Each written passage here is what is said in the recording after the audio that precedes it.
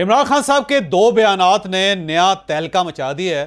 पहला बयान उनका 19 नवंबर के बारे में था। उनका ये कहना था कि मैं 19 नवंबर हफ्ते के दिन ये ऐलान करूंगा कि मैं लॉन्ग मार्च में शरीक हो सकता हूं या नहीं हो सकता, और हमारा लॉन्ग मार्च 19 तारीख को कहां पहुंचेगा। इसके साथ एक तहलका लगा हुआ है इस ऐलान के साथ, क्योंकि जो नए आर्मी चीफ है उनकी तकर्री की समरी 18 तारीख को या 19 तारीख को या 20 तारीख को, इन 3 दिनों के दरमियान किसी वक्त आएगी।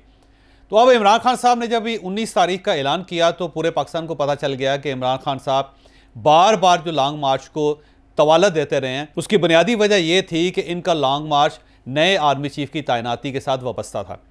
आपको याद होगा कि अक्टूबर के आखिरी दिनों में इमरान खान साहब ने अचानक लॉन्ग मार्च का ऐलान किया था, और उसके पीछे जो स्टोरी उस वक्त सुनाई जा रही थी वो ये थी कि शायद गवर्नमेंट ऑफ पाकिस्तान ने फैसला किया है कि 1 नवंबर को या जो नवंबर का पहला हफ्ता है उसमें नए आर्मी चीफ की तैनाती का ऐलान कर दें।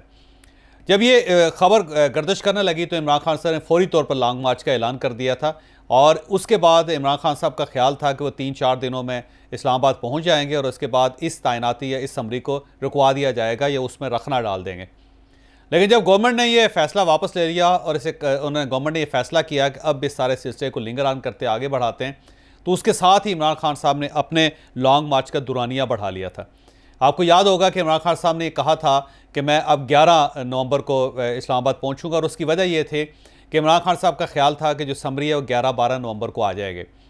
लेकिन गवर्नमेंट ने फिर इस सारे सिलसिले को सस्पेंड करके आगे बढ़ा दिया, और जो ये आगे बढ़ता चला गया, इमरान खान साहब का लॉन्ग मार्च भी लंबा होता चला गया, और इस दौरान बदकिस्मती से वहाँ पे इनके ऊपर कातलाना हमला भी हो गया वज़ीराबाद में, और इनकी टांग में गोली भी लग गई। और इसके बाद ये लाहौर चले गए और अपने घर में बैठ के, और इसके बाद लॉन्ग मार्च को इन्होंने कहा कि ठीक है, दूसरी क़यादत जो है वो इस लॉन्ग मार्च को चलाती रहे।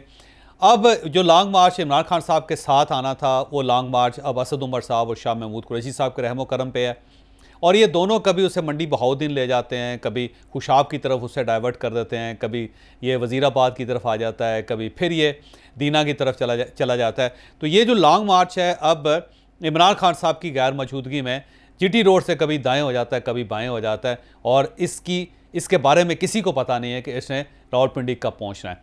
अब इमरान खान साहब जब 19 तारीख को ये फैसला करेंगे, ऐलान करेंगे, तो उसकी बुनियादी वजह समरी है कि जब समरी फ्लोट कर दी जाएगी नए आर्मी चीफ की, तो उसके साथ ही इमरान खान साहब रावलपिंडी में बैठ जाएंगे, और इनकी पूरी कोशिश होगी कि मिलिट्री इस्टेब्लिशमेंट को और गवर्नमेंट को दबाव में लाया जाए।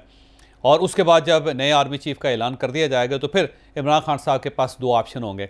एक ऑप्शन तो ये होगा कि इमरान खान साहब नए आर्मी चीफ को, ख्वाह वो कोई भी हो, उसको एक्सेप्ट कर लें और उनके हक़ में तकरीर करके ये कहें कि इसमें कोई शक नहीं कि ये फ़ैसला चोरों ने किया है, ये डाकुओं ने किया है, ये करप्शन करने वालों ने किया है, लेकिन ये फ़ैसला उन्होंने अच्छा कर लिया है और मैं इस फ़ैसले को ऑनर करता हूँ, मैं इदारे को मुलायन नहीं करता, इसके ऊपर कोई सवालिया निशान नहीं उठाता, मैं नए आर्मी चीफ को सलाम पेश करता हूँ और इनसे ये कहता हूँ कि वो गलतियाँ जो इनसे पहले लोग थे जो उन्होंने की, आपको वो गलतियाँ नहीं करनी चाहिए। और इसके बाद एक गुडविल स्पीच करके इमरान खान साहब वापस चले जाएं और फिर उसके बाद कहें कि अब मैं ये चाहता हूँ कि नई क़यादत जो आई वो मुल्क को नए इलेक्शंस की तरफ लेके जाए। और अगर ये फ़ैसला इमरान खान साहब को पसंद ना आया तो फिर इमरान खान साहब इस नए आर्मी चीफ को मुतनाज़ बनाने की कोशिश करेंगे, फिर ये रावलपिंडी में भी बैठेंगे, इस्लामाबाद की तरफ आने की कोशिश भी करेंगे, और उस वक्त ये आर्मी और इसके साथ साथ गवर्नमेंट के नर्व्स चेक करने की कोशिश करेंगे। ये इमरान खान साहब की वो प्लानिंग है जो हमें सरदस्त महसूस होती है। और जो दूसरा तहलका है वो इमरान खान साहब का एक छोटा सा क्लिप है जिसमें इन्होंने कौम से दरख्वास्त की कि हकीकी आज़ादी के लिए आप सब कुछ चंदा देना चाहिए, और इनका ये कहना है कि दुनिया में कोई तहरीक भी बग़ैर फ़ंड्स के, बग़ैर चंदे के वो कामयाब नहीं हो सकती, लिहाजा अब हम क्योंकि हकीकी आज़ादी हासिल करना चाहते हैं। तो इमरान खान साहब ने कहा कि insafdonate.com हमने लॉन्च कर दी है, तो आप इस पर ज़्यादा से ज़्यादा डोनेशन दें। इमरान खान साहब का असल पैगाम था क्या, आप वो भी देख लीजिए। कोई भी दुनिया की तहरीक डोनेशन और पैसे के बगैर कामयाब नहीं होती। हमारी जो हकीकी आज़ादी की तहरीक है, इसको आपकी डोनेशंस की ज़रूरत, और मैं चाहता हूं कि इसको कामयाब करने के लिए insafdonate.com इसके ऊपर आप पैसा डोनेट करें और हमें कामयाब करें। इमरान खान साहब दुरुस्त फरमा रहे हैं, वाकई कोई भी तहरीक, कोई भी हकीकी आज़ादी वो चंदे के बगैर मुकम्मल नहीं हो सकती। और इमरान खान साहब ज़ाहिर है जब मुल्क को हकीकी आज़ादी दिलाना चाहते हैं तो फंड्स तो चाहिए।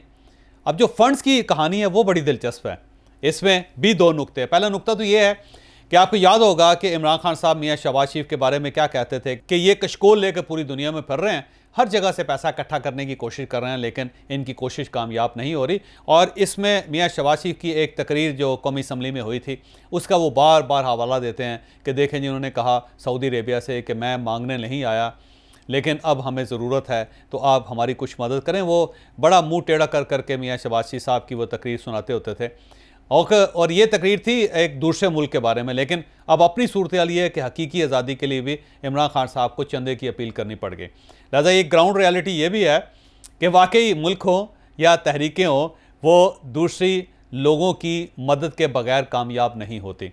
मालियाती ज़खायर आपको चाहिए होते हैं, लिहाजा हुकूमत आपकी हो या किसी और की हो, कहीं ना कहीं से पैसे तो आपने मांगने ही होते हैं।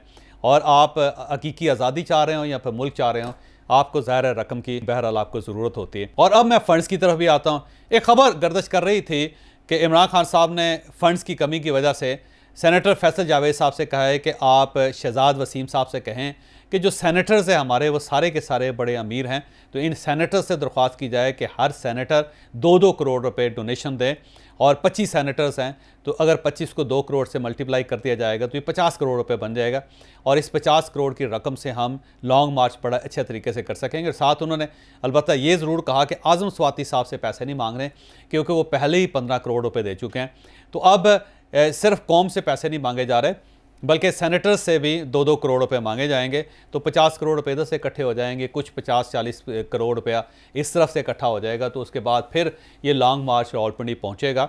अब सवाल ये भी है कि अगर फिर भी पैसे पूरे नहीं होते तो क्या एक बार फिर चंदे की अपील करनी पड़ेगी और इमरान खान साहब पूरी कौम से दरख्वास्त करेंगे कि आप 100-100 रुपया 200-200 रुपया इकट्ठा करके हमें दें, ताकि हम मुल्क को हकीकी आज़ादी दिलवा सकें। एक तरफ ये सूरत है, दूसरी तरफ वजारत दाखिला ने वजारत ख़जाना से मज़ीद पैसे मांगने। अब ये मज़ीद पैसे किस लिए मांगे जा रहे हैं?